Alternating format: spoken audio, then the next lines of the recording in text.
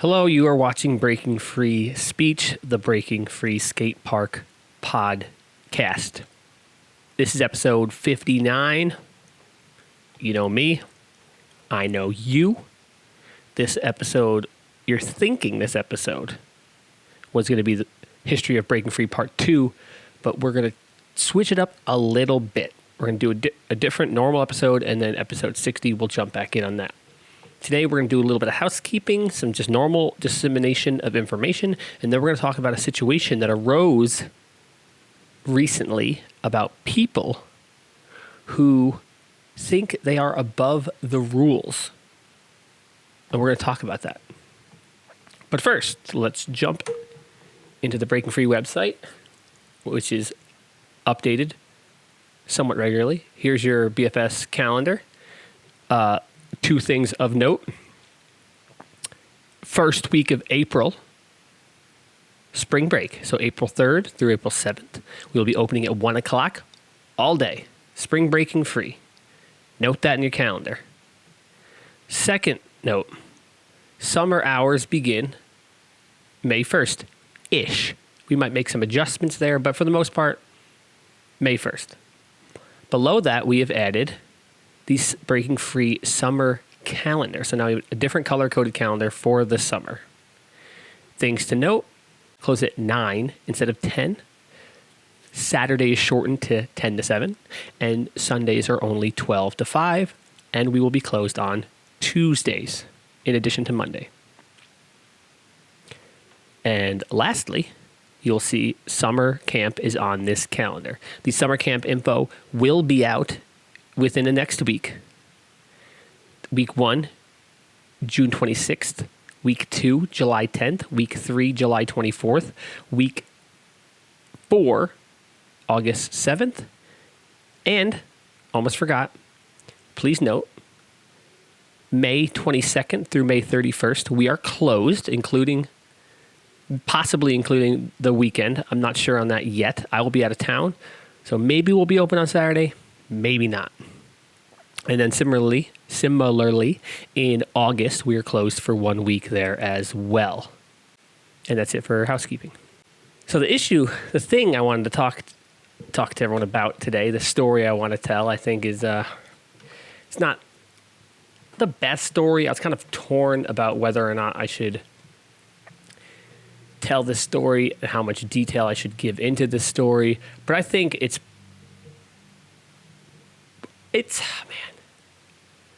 I think it's useful to understand that these sort of things happened. And I think explaining the situation is beneficial for everyone involved and everyone that wasn't involved, just to understand, so you know that, like, these things happen and how they're handled. And this would be a great example of how you should not handle a situation. So before we get into the situation, I wanted to go over the waiver. So going back to the website, right here on top of the website, you must fill out a waiver to ride at the skate park. Click this button, do the waiver. Here's your online waiver. Everyone that's been there, that comes, that rides, you have a waiver on file. Okay? I've gone through and highlighted some parts of the waiver, and I'm going to point these out to you.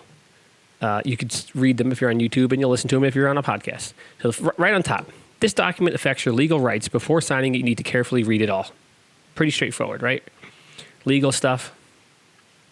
Under personal responsibilities, third section down under personal responsibilities, it says the participant and his or her parents or legal guardians understand that the participant is obligated to follow the rules of the activities, and he or she can minimize his or her risk of injury by doing so, and through the exercise of common sense and being aware of your surroundings. So that's just a little extra insight, common sense. It could be tough. And then we get into the last section, which is the behavioral code agreement, the rules, and the safety protocols. These are printed in the shop on the big poster. They're printed in the hallway on a smaller poster. This is what you all agree to.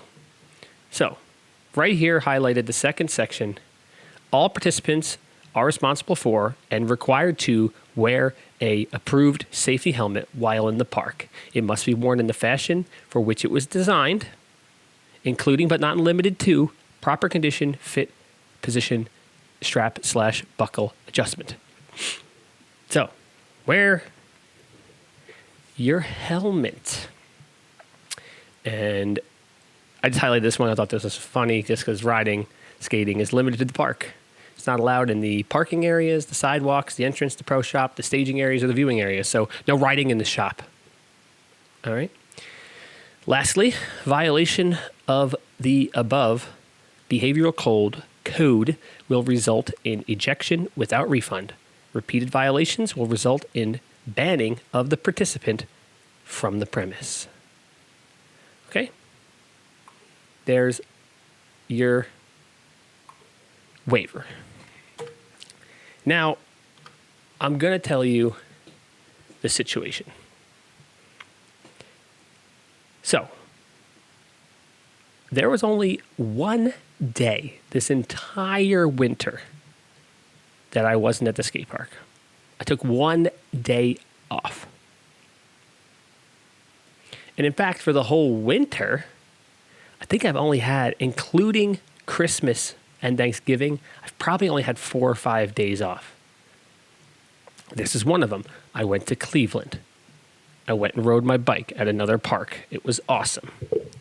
This incident occurred while I was gone, which raises the question of would it have occurred had I been there? Did this individual take advantage of the fact that I wasn't there? I don't know. This is not a dig on my employee who covered me. He was doing me a favor in which he gets paid hourly for. It's called employment, right? Could he have noticed the problem? Yes. Should he have? Yes. Do things slip through the cracks? Yes. How the whole situation came to light to me was a few weeks later, another rider, a young kid, said, "Hey, Dave, what's the deal with this helmet thing?" I had no clue what he was talking about. And so I said, what are you talking about? And he goes, well, do some people not have to wear helmets now? And I said, no, surely everyone has to wear helmets. What are you talking about? And then he shows me a video.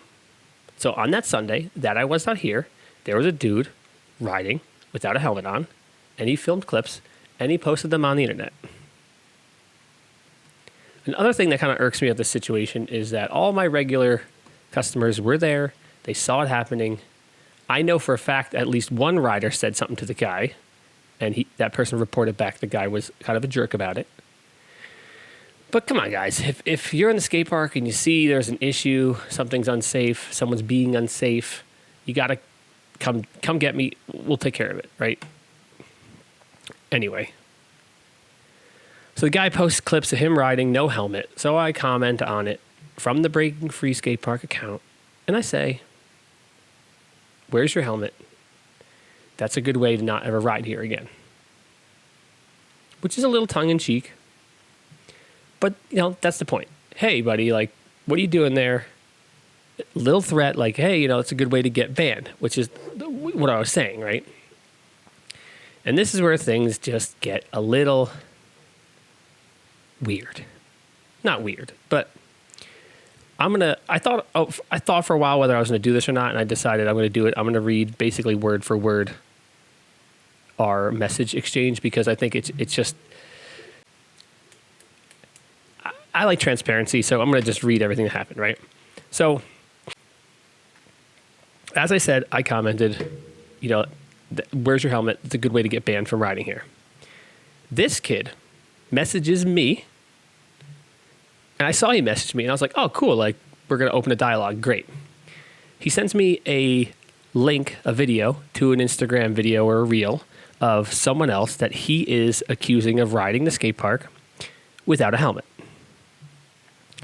And he sends that along with a caption that reads this: "Find what's missing, ! Can you? ? He better not ride at Breaking Free Skate Park again, ! So extraordinarily sarcastic, pretty arrogant, and just right off the bat, he's just throwing a dagger at me. Okay. My response was, is this really your response, right? Of all the things you could say to me, why are you going to come at me, message me, and like throw that kind of crap my way, right? Now, the video he sent me of someone else riding with a helmet, the person's got their hood up. It's not totally clear whether they do or don't. To a trained eye like myself, I could tell he did not. That situation was handled. But anyway, so I tell this guy, I say, is this really your response? To which he says, doesn't make sense to me. Do you want to clear up your thought process with me and explain this to me? So again, just like kind of condescending, talking to me. All right, cool. In a scenario like this, I am going to be extraordinarily careful with how I choose my words. I'm going to be firm and informative. I'm not going to try to be harsh or throw accusations at him. I want things to be cordial, right?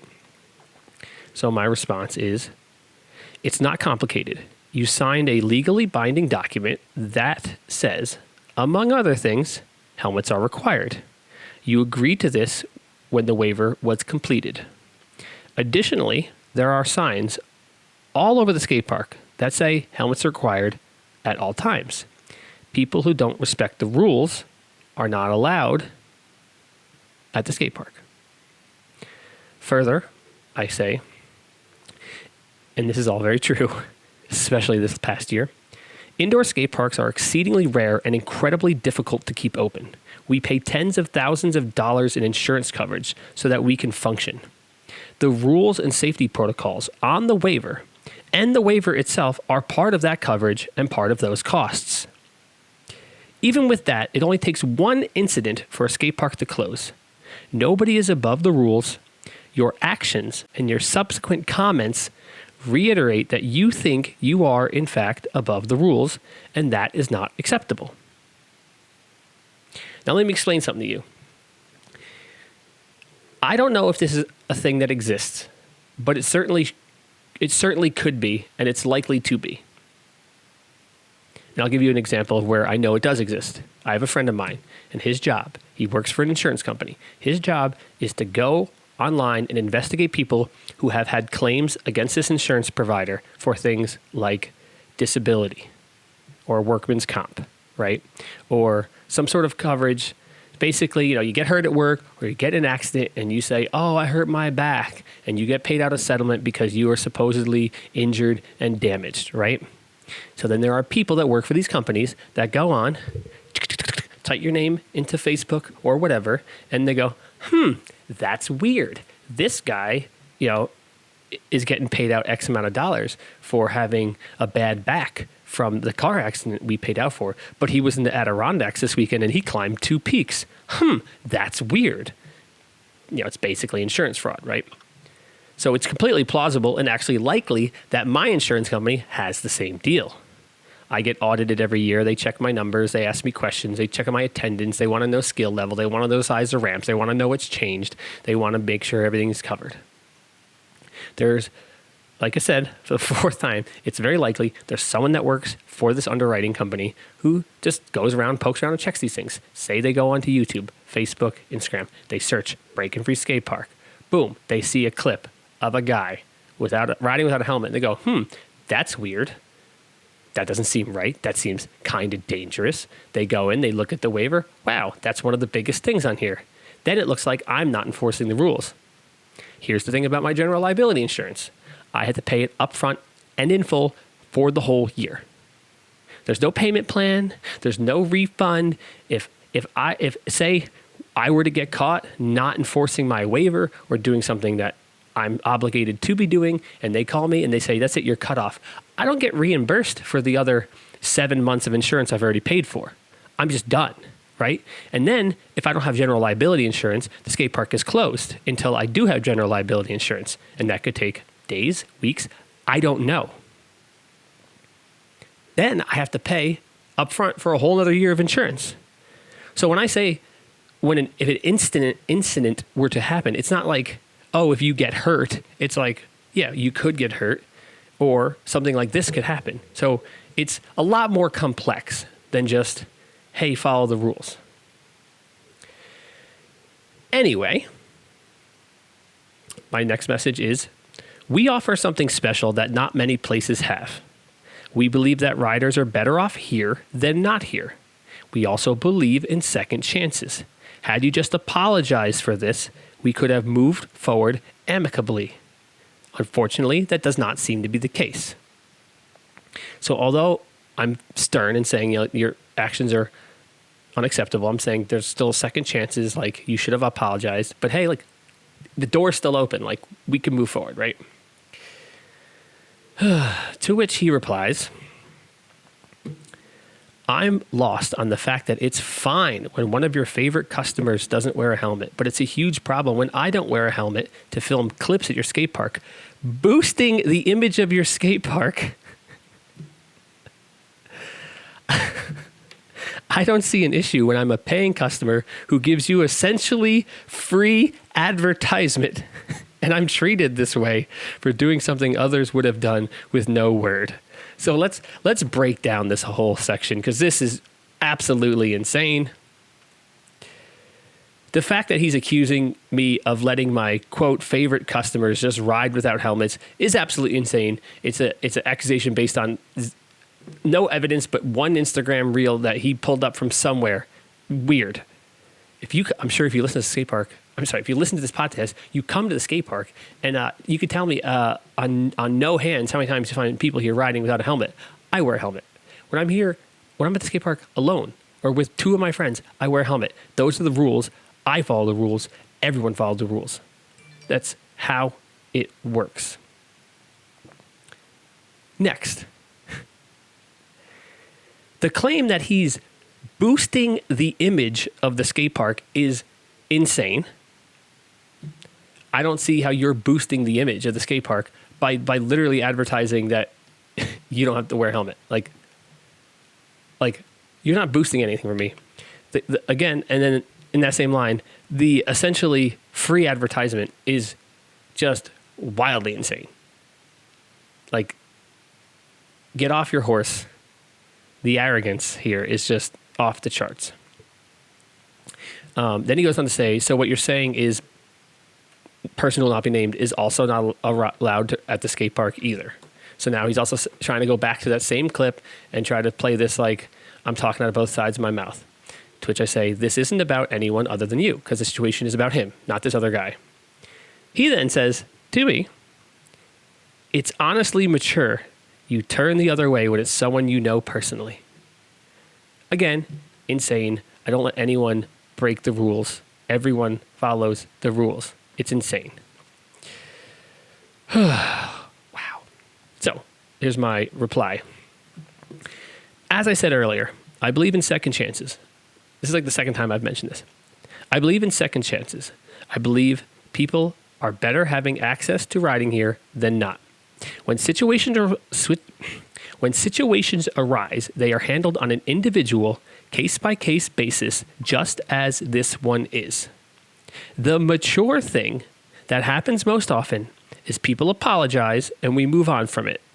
In rare cases, people double down, or they argue, or they become confrontational. Those situations yield different results. While I appreciate what you believe to be free advertising, it's less than worthless to me when what you're advertising is that you think you are above the rules that everyone else follows. And this is the only time I really kind of make a stab at him, as I say, showing respect will carry you further in life than followers, likes, and comments, etc. Because clearly in this situation, what he's implying is that the value of his clips in the eyes of his social media following is a value greater than the he doesn't perceive there's any negative value in him riding without a helmet. To me, that's a lot of negative value because it's not correct. Whatever. I go on. This will be my final message here. To reiterate my point one final time, instead of apologizing and handling the situation like an adult, you've decided to make assumptions, baseless accusations, and you have doubled down. What could have been an I'm sorry and we move on, or could have been a short ban may now result in a permanent ban from the skate park. You may reach out to me next winter if you wish to have a conversation about this situation. So here again, for like the fourth time, I'm just leaving the door open. I'm being altruistic, saying, hey, you're banned forever, but also like you can come talk to me, right? Like you could always come talk to me. Everyone that's been banned from the skate park before has been allowed back in every single time. The people come around, they learn their lesson, and they get let back in. I'm not in the business I'm not here to tell people not to ride. It's insane. His final message to me is the word ratio, a laughing emoji, and a thumbs down emoji. Just reiterating how completely immature and arrogant this person was, at least within this situation. And it's just sad. It's honestly just really sad. It really upsets me because I work really hard. I'm only one person. I'm doing everything I can. But there's only so much I could do. And like I said, it only takes one thing for this whole train to derail. And you get people like this who basically, what he's saying and his actions just spit in the face of all the hard work that I put in all year long for 6 years trying to keep this place open. It spits in the face of all the people who came out and volunteered when we moved all these ramps from Syracuse and rebuilt this entire skate park.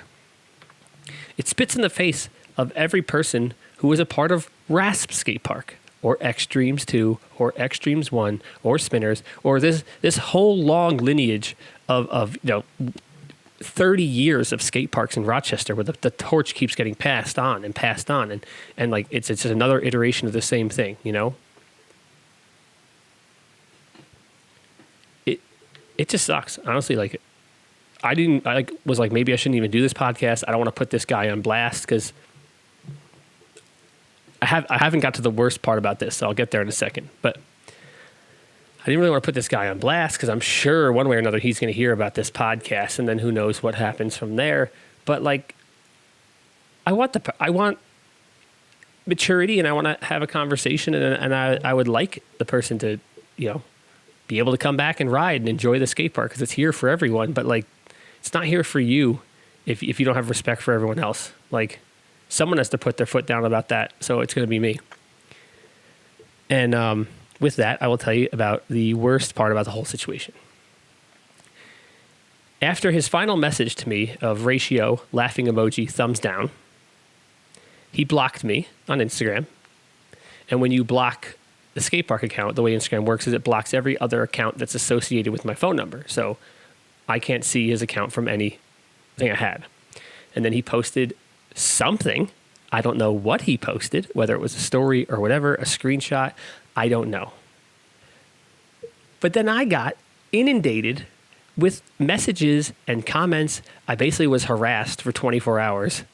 And I'm not saying that like it really matters because like I don't care what a bunch of immature 16-year-old scooter kids on the internet do about, like, I don't care what they think about me. Like, I work hard and I know my value, so it doesn't bother me.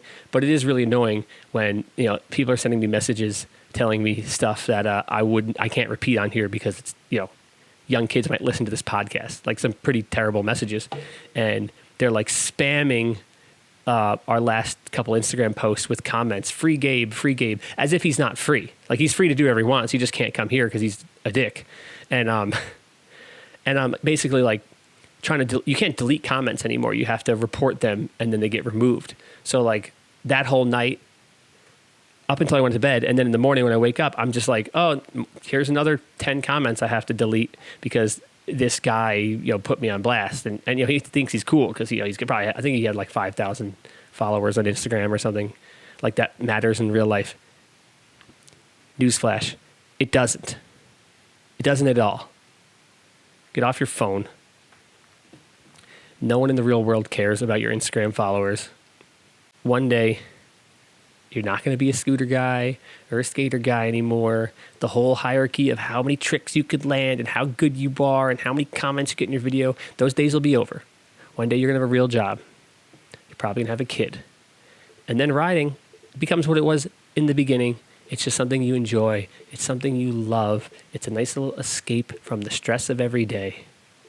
But you get distorted in the middle of it. You get caught up in this, like, I gotta be good. I gotta be this guy. Look how cool I am. And then you become so cool that somehow I become like the bad guy in the scenario. And like, not that like there aren't people that think I'm a bad guy, but like, how many people are gonna come to the skate park and pick a fight with me? There's not even a skate park if there's no me. And that's not to say someone else wouldn't have made the skate park, but of all people to pick a fight with, why are you going to pick it with me? It's just sad. It's just sad that some people are like this. So a couple words of advice here. Don't be a dick. Pretty good life advice, you know? Don't presume that you're better than people. Don't presume you're above the rules. Just be a good person. Enjoy what you have while you have it.